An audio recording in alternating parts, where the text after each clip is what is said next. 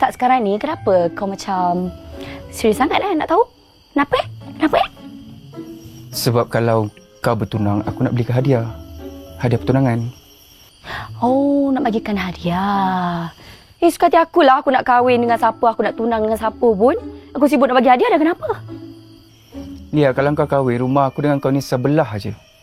Kalau kau kahwin, kau tunang, aku mesti datang.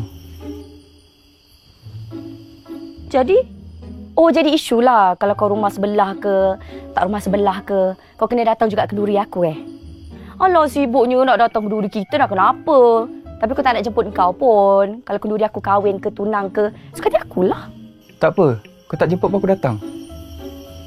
Sebab tu aku nak tahu kenapa kau tipu pasal kau bertunang. Sibuk nak datang kenduri orang lah, kenapa? So maksudnya sekarang ni kau tak bertunang lah? Entah. Dah, tak ada apa-apa lagi kan? Nak tuala je kan? Setakat ni tu lah. Kalau ada apa-apa nanti aku telefon. Nak aku teman ke balik takut? Tak payah. Rumah aku dekat je. Okey? Selamat malam, Cik Wadi, Hanan. Selamat malam Puteri Dahlia. Bye. Aku dah tahu elok-elok Baik.